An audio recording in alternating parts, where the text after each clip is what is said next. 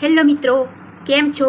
તો આજે આપણે પત્રલેખનના ફોર્મેટ વિશે માહિતી મેળવીશું કે પરીક્ષામાં તમારે પત્રલેખન આવે તો તમારે કઈ રીતે લખવું.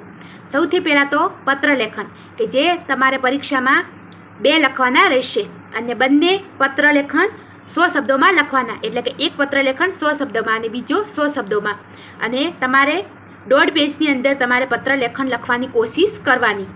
હવે પત્રલેખન, તો પત્રલેખનમાં 2 પ્રકારના માળખા હોય, એક ઔપચારિક અને બીજું છે અનૌપચારિક, એટલે કે ફોર્મલ અને ઇનફોર્મલ. હવે ઔપચારિક પત્ર એટલે કે એમાં કોઈ પણ વ્યવસાયિક અથવા સરકારને લખવામાં આવે છે, જેમાં આપણે ફરિયાદ કરવામાં આવે, વિનંતી કરવામાં આવે અથવા શુભેચ્છા પાઠવવામાં આવે, માહિતી મેળવવામાં આવે અથવા માહિતી આપવા માટે, અરજી માટે, સલાહ સૂચનો માટે, આ ઔપચારિક પત્રલેખન. જ્યારે અનૌપચારિક પત્ર એટલે કે આપણા મિત્રને, પરિવારજનોને અભિનંદન પાઠવવા, શુભેચ્છા આપવી, એટલે કે આની બદલે લખાય સગાવાળા અને સ્નેહીજનોને. હવે આપણે આ પત્રલેખન કઈ રીતે લખવું તેનું આપણે માળખું જોઈએ. મિત્રો, સૌથી પહેલાં આપણે ઔપચારિક પત્રનું માળખું જોઈએ. તો તેમાં સૌથી પહેલાં તમારે અહીંયા લખનારનું નામ લખવાનું અથવા હોદ્દો લખવાનું. અહીંયા તમારે કોઈનું નામ નહીં લખવાનું, તમારે અ, બ, ક અથવા પ, ફ, બ જે તમારે લખવું હોય એ તમે અહીંયા લખી શકો. જેમ કે અહીંયા મેં લખ્યું છે કે અ, બ, ક, પછી લખવાનું તમારે સરનામું 1, સરનામું 2, અથવા તમે અહીંયા એમ પણ લખી શકો કે સરનામું લીટી 1, સરનામું લીટી 2, અથવા સરનામું પંક્તિ 1, સરનામું પંક્તિ 2. તમને જે યોગ્ય લાગે એ રીતે તમે લખી શકો.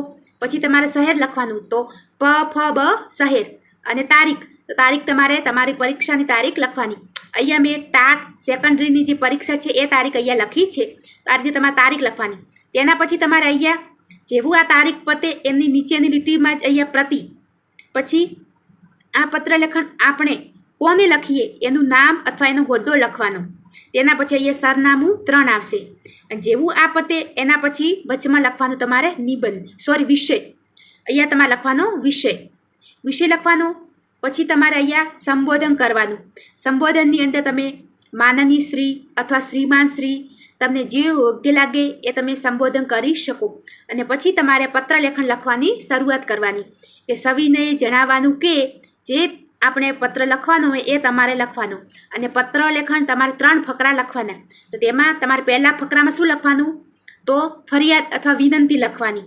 ઔપચારિક પત્રલેખન લખો તો એમાં પહેલા ફકરામાં તમારે ફરિયાદ કરવાની અથવા વિનંતી કરવાની. બીજા ફકરામાં તમારે શી મુશ્કેલી છે એ મુશ્કેલી વિશે લખવાનું. અને જે ત્રીજો ફકરો છે એમાં તમારે એના ઉપાય જણાવવાના અથવા આ કાર્ય ઝડપથી પૂર્ણ થાય એ બધું તમારે ત્રીજા ફકરામાં લખવાનું. તો આ રીતે તમારે પત્રલેખન 3 ફકરાની અંદર લખવાનું. અને છેલ્લે તમારે લિખિતન લખવાનું.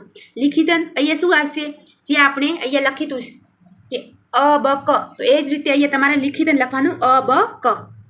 અને જો અહીંયા તમે કોઈ પણ પત્રલેખનની અંદર લખો કે ફોટા અથવા કોઈ પણ ફોર્મ, તમારે બીડાંગ કરીને ફોટા અને ફોર્મનું લખવાનું. જો તમે લખો તો, ના લખો તો તમારે અહીંયા બીડાંગ લખવાની જરૂર નથી. તો આ રીતે તમારે ઔપચારિક પત્ર લખવાનું. હવે આપણે જોઈએ અનૌપચારિક પત્ર. અનૌપચારિક પત્ર કે જે આપણે આપણા સગાવાળાને અથવા સ્નેહીજનોને લખીએ તે. તો તેમાં અહીંયા તમારે લખનારનું નામ લખવાનું, જેમ કે ક, ખ, ગ, સરનામું 1, સરનામું 2, અહીંયા અલ્પવિરામ કરવાના. પછી તારીખ લખવાની. તારીખ અહીંયા તમે પરીક્ષાની તારીખ લખી શકો. તેના પછી આવશે પ્રિય અથવા પૂજ્ય અથવા વહાલા. જે રીતે પત્ર આપેલો હોય એ જ રીતે તમારે અહીંયા લખવાનું. જેમ કે પ્રિય મિત્ર, વહાલા ગુરુજનો, વહાલા મમ્મી પપ્પા, વંદનીય મમ્મી પપ્પા. તમારે જે રીતે પત્રલેખન હોય એ રીતે તમે અહીંયા લખી શકો.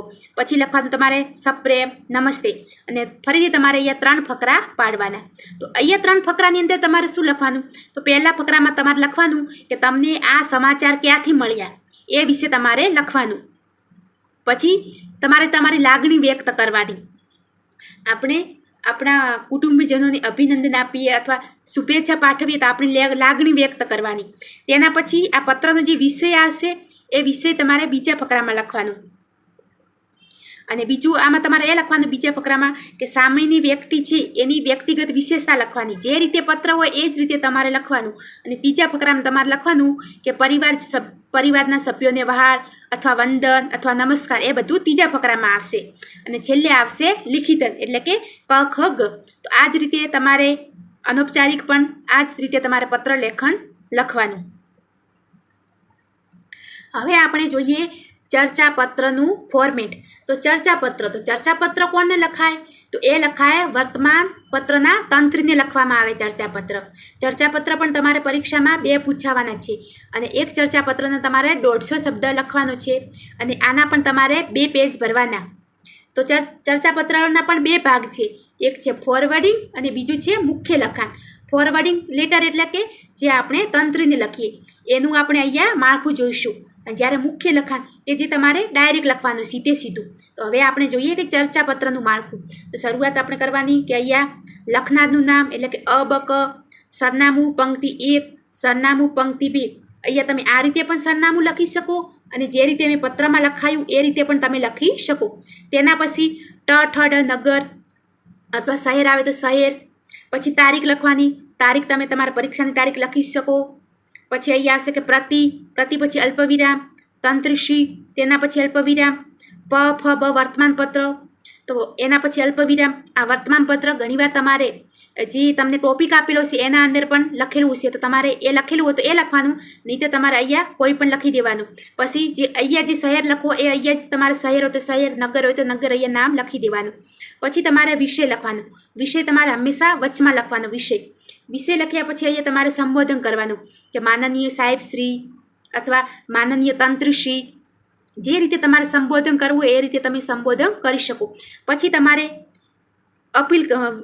વિનંતી કરવાની કે આ ચર્ચાપત્ર છે એ કે તમારા વર્તમાનપત્રમાં પ્રકાશિત કરવા માટે આપણે શું કરવાનું? વિનંતી કરવાનું. તો અહીંયા મેં 2 વાક્ય લખ્યા છે જે તમે જુઓ કે ઉપરોક્ત વિષય. અહીંયા જે આપણે વિષય લખો તો એ લખવાનું કે ઉપરોક્ત વિષય બાબતે લખાયેલ ચર્ચાપત્ર આપણા પ્રતિષ્ઠિત અખબારમાં પ્રકાશિત કરી યોગ્ય લોકમત ઘડવામાં સહભાગી થશો એવી વિનમ્ર અપીલ છે. તો અહીંયા શું કરવાની છે? આપણે વિનંતી કરવાની છે. પછી આભાર અને અહીંયા આવશે લિખિતન આપણો વિશ્વાસુ અ બ ક. પછી અહીંયા લખવાનું તમારે બીડાનમાં લખવાનું ચર્ચાપત્ર. હવે આટલું લખ્યા પછી આપણે ફરી ચર્ચાપત્ર લખવાની શરૂઆત કરવાની, આપવાની શીર્ષક આપવાનું. તમારે જે રીતે ટાઇટલ આપેલું હોય એ રીતે તમારે અહીંયા શીર્ષક આપવાનું. અને ચર્ચાપત્રના પણ તમારે 3 ફકરા લખવાના. પહેલા ફકરામાં આપણે પ્રસ્તાવના બાંધવાની, પછી મુખ્ય લખાણ અને ત્રીજા ફકરામાં તમારે ઉપસાર બાંધવાનો. તો આ રીતે તમારે ચર્ચાપત્ર લખવાનું. મિત્રો યાદ રાખજો કે તમારે આ જે તમે ચર્ચાપત્ર લખો ત્યાંથી જ તમારે શબ્દો ગણવાની શરૂઆત થશે. તો તમારે કમસે કમ ચર્ચાપત્રનું પહેલું પેજ તો એનું માળખાનું અને બીજા પેજમાં તમારે ચર્ચાપત્ર લખવાનું. તો મિત્રો તમને આજનો વિડીયો કેવો લાગ્યો મને કોમેન્ટ બોક્સમાં જણાવજો અને તમારા મિત્રો સાથે શેર કરજો.